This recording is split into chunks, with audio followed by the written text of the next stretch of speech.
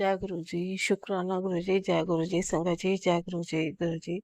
संगत जी, गुरु जी की ब्लेसिंग्स हमें कंटिन्यूअसली मिलती हैं 24 घंटे, क्योंकि गुरु जी हमेशा जब अपनी संगत बना लेते हैं किसी को भी, तो उनके साथ हमेशा रहते हैं, अंग संग हमेशा रहते हैं गुरु जी। और संगत जी, गुरु जी कहते हैं कि सत्संग सुनने वाले का भी भला होता है, सत्संग करने वाले का भी भला होता है। तो संगत जी, आप सब सत्संग को पूरा सुनना, बीच में स्किप करना नहीं, और कमेंट में जय गुरु जी लिखकर अपनी जरूर ब्लेसिंग्स लेना गुरु जी से। और पता नहीं होता कि कौन से सत्संग में आपको कौन से वर्ड से आपकी लाइफ का एक इम्पोर्टेंट पार्ट होता है, कि हमारे समझ आ जाता है सुनकर सत्संग में, कि हमारी लाइफ चेंज हो जाती है सत्संग से।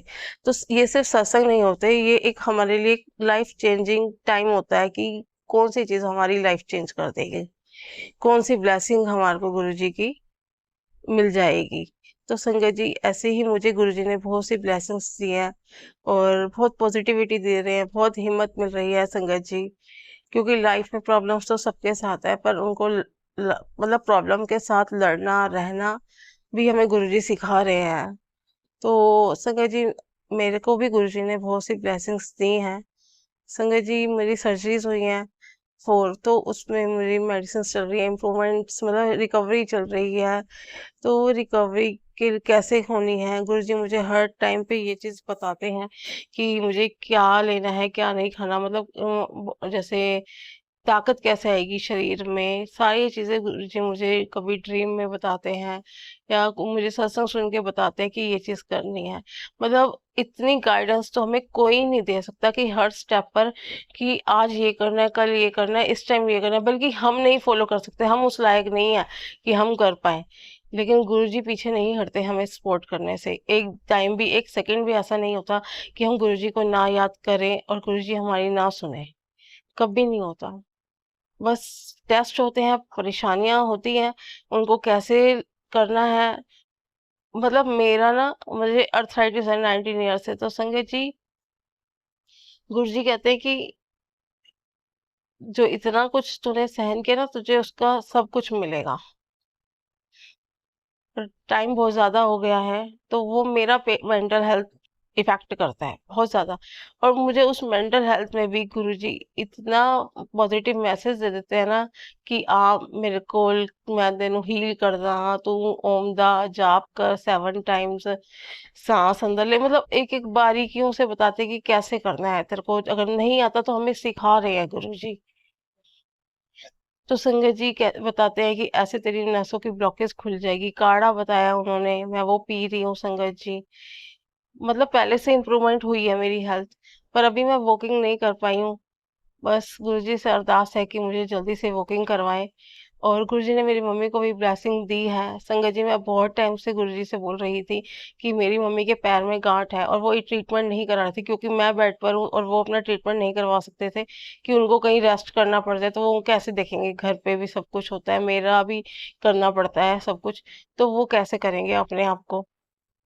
तब संगत जी, गुरुजी से बहुत अरदास मैं करती थी, अपनी मदर के लिए रेगुलर करती थी, ब्रदर के लिए भी करती हूँ, पापा नहीं है मेरे। तो हम सब तीनों ही हैं, एक दूसरे को मोटिवेट भी करते हैं, हिम्मत टूटती है तो। और गुरु जी ही हमें वो हिम्मत देते हैं, जबकि हम उस लायक बन जाते हैं कि एक दूसरे को पॉजिटिव कर पाए। इतने नेगेटिव टाइम में भी हम अपने आप को पॉजिटिव रह के उस टाइम को निकालते हैं, तो बहुत बड़ी हिम्मत की बात होती है संगत जी। उनके पैर की गांठ संगत जी, परसों उनके मन में पता नहीं क्या आया कि वो निकलवा आए हैं, और 3 गांठें कम से कम निकली हैं संजय जी। और वो कम से कम 1.5 2 साल से तड़प रहे थे उस पेन में। मैं उनको कंटिन्यूअसली बोल रही थी कि आप करवा लो, कोई बात नहीं, 1 2 दिन परेशानी आएगी, हम कर लेंगे मैनेज, पर आप करवा लो, आप इतना नहीं। पर वो नहीं करवा रहे थे, वो डर भी रहे थे कि मुझे शुगर की प्रॉब्लम है, प्री डायबिटिक है, कुछ और ना हो जाए, मतलब बहुत डर रहे थे। मैंने कहा अगर अभी पेन है तो उसमें भी तो आप सहन करके कर रहे, तो उनको सहन करना पड़ेगा। फिर गुरु जी ने पता नहीं उनके ब्रेन में डाला कि वो खुद अकेले जाके डॉक्टर के पास करवा कर आ गए। तो मैं इस चीज का गुरुजी से बहुत शुक्राना करती हूँ कि वो सही से हो गया, उनका ब्लीडिंग रुकता नहीं था, कि वो ब्लीडिंग रुक गया, और चीजें मतलब सही हो गई, काफी हद तक सही हो गई, कि अब कम से कम अपने पैर पे चल तो पाए ना। एक तो एज के कारण वैसे ही वीकनेस हो जाती है बॉडी में, और बहुत इफेक्ट होती हैं चीज़ें। हेल्थ बहुत इंपॉर्टेंट है हमारी। अगर हेल्थ नहीं है तो कुछ अच्छा नहीं है, कुछ वेल्थ नहीं है, कोई लाइफ नहीं है हमारी हेल्थ के बिना। तो सबसे पहले गुरुजी से हम लोग पैसा मांगते हैं, मटेरियलिस्टिक चीजें मांगते हैं, पर हमें सबसे पहले गुरुजी से हेल्थ मांगनी चाहिए, निरोगी काया मांगनी चाहिए। और मेहनत गुरुजी से पहले यही होती है, और गुरुजी देते भी यही है। अपनी पूरी संगत को सबसे पहले निरोगी काया देते हैं, फिर पैसे देते हैं, फिर वेल्थ देते हैं, मतलब सुख समृद्धि के साथ। गुरुजी बस यही बोलते हैं कि मैनू पता है कि कब तेनू देना है। मतलब अगर हमें पैसा भी दे रहे हैं ना गुरुजी, अगर वो हमारा पैसा हम जबरदस्ती गुरुजी से अरदासे करके मांग रहे हैं, और वो आपके पास मिल भी गया, दे भी दिया उन्होंने, पर वो पैसा आपके पास 2 महीने बाद, 6 महीने बाद कुछ ऐसा बड़ा लॉस हो गया कि वो पैसा सब खत्म हो जाए, तो संगत जी वो ऐसी चीज गुरुजी कभी नहीं देंगे। गुरुजी आपको परमानेंट देंगे, टेम्परेरी नहीं देंगे। तो इसलिए थोड़ा वक्त जरूर लगता है, और हमारे को पेशेंस रखना पड़ता है। तो वो चीज़ तो बेकार है कि अगर हम थोड़े टाइम के लिए आए चीज़ हम खुश हो जाए फिर खत्म हो जाए, वो तो गलत है। तो इसलिए गुरुजी से हमेशा निरोगी काया मांगनी चाहिए, और सब्र मांगना चाहिए, शुक्र करना चाहिए, जिससे गुरुजी हमें लाइफ के जो जीने के तरीके हैं वो सिखाते जाए, और हर स्टेप पे हमें सपोर्ट कर रहे हैं गुरुजी। तो जय गुरुजी, शुक्राना गुरुजी। गुरुजी से भी अरदास है संगत जी, आप सब भी प्लीज गुरुजी से अरदास करो कि मेरे भाई का बहुत लॉस चल रहा है इस टाइम पे, मतलब काम नहीं है, और हमारे घर में अर्निंग सोर्स सिर्फ अभी ब्रदर ही है, मैं भी नहीं कर पाती अभी कुछ। गुरुजी कुछ हिम्मत दे रहे हैं, पर सोच रहे हैं, बस अभी करना है पर अभी नहीं हो रहा है। और मैं भी अभी चल नहीं सकती हूँ, मम्मी भी ऐसे ही है हेल्थ वाइज, तो उसके लिए कुछ काम सेट हो जाए, कोई छोटा सा बिजनेस उसका सेट हो जाए। संगत जी प्लीज आप सब अरदास करना गुरु जी से, कि आप तो सब मिलके अरदास करेंगे तो गुरु जी क्या आप तक किसकी सुन ले। तो संगत जी मेरी आपसे रिक्वेस्ट है इस चीज के लिए। और एक और चीज है, मैं खुद भी अरदास करती कि मुझे गुरु जी अपने पैरों पे जल्दी से खड़ा करें, मतलब इंसान अपने ऊपर इंडिपेंडेंट रहे तो बेस्ट है। तो इंडिपेंडेंस सिर्फ पैसों से नहीं है, अपनी हेल्थ वाइज है, अपनी थिंकिंग वाइज है ना। तो वही चीज मैं बोलती हूँ, और प्लीज संगत जी आप सब भी रिक्वेस्ट करना कि मैं अपने पैरों पे खड़े होके अपने खुद के काम, अपना खाना पीना, अपना नहाना धोना, सारी चीजें खुद से कर सकूं, किसी पे डिपेंड ना रहूं। बहुत जिंदगी में बहुत रो ली हूँ, अभी रोना नहीं चाहती, बस मोटिवेट रहना चाहती हूँ, चीजें थोड़ी भूलना चाहती हूँ जो चीजें हुई हैं लाइफ में। गुरुजी भी कहते हैं कि तू भूल जा, अब नहीं होगा कुछ, सब सही होगा। पर कुछ चीजें ना जिंदगी में आपके साथ लाइफ टाइम होती हैं, और उसके साथ जीना सीखना पड़ता है, उसको छोड़ा नहीं जा सकता। बस गुरु जी हमें हिम्मत दे। और इसी के साथ मैं संगत जी, गुरु जी से आज कोई गलती होगी आप सबसे तो मैं माफी मांगना चाहूंगी संगत जी। गुरु जी आपसे भी माफी मांगना चाहूंगी संगत जी। आज थर्सडे है, गुरु जी का ही दिन है, और गुरु जी की ब्लेसिंग सबको दे, सर्बत का भला करे। मैं मंत्र जाप करके अपना सत्संग विराम करूंगी संगत जी। ओम नमः शिवाय। शिव जी सदा सहाय। ओम नमः शिवाय। गुरु जी सदा सहाय। जय गुरु जी, शुक्राना गुरु जी। संगत जी आप प्लीज अपना कमेंट बॉक्स में जय गुरु जी लिख के अपना हाजिरी दें, और अपनी अरदास भी लिख सकते हैं, क्या पता गुरु जी किसके सुन ले। संगत जी जय गुरु जी, शुक्राना गुरु जी। संगत जी अब आप सुनेंगे एक आगे संगत जी का सत्संग है, आप पूरा सुनिएगा सत्संग संगत जी। ਇੱਕ ਵਾਰੀ ਮੈਂ ਗੁਰੂ ਜੀ ਕੋਲੇ ਆਇਆ, ਖਾਣਾ ਚੱਲ ਰਿਹਾ, ਤੋ ਚੀਜ਼ ਬੜੀ ਹੈ ਮਸਤ ਮਸਤ। ਇੱਕ ਕੁੜੀ ਤਕਰੀਬਨ 25-26 ਸਾਲ ਦੀ ਕੁੜੀ ਡਾਂਸ ਕਰ ਰਹੀ ਆ। ਮੈਂ ਦਿਲ 'ਚ ਸੋਚਿਆ ਵੀ ਲੈ ਵੀ ਨਰਮਲ ਸਿੰਘ ਹੁਣ ਤੇਰੀ ਜੇਲ੍ਹ ਦੀ ਤਿਆਰੀ ਹੋ ਗਈ, ਤੂੰ ਵੀ ਦੂਜੇ ਸਾਧਾਂ ਵਾਂਗੂ ਨਾ ਇਹ ਸ਼ੁਰੂ ਕਰ ਦੇ ਡਾਂਸ ਕਰਾਣੇ।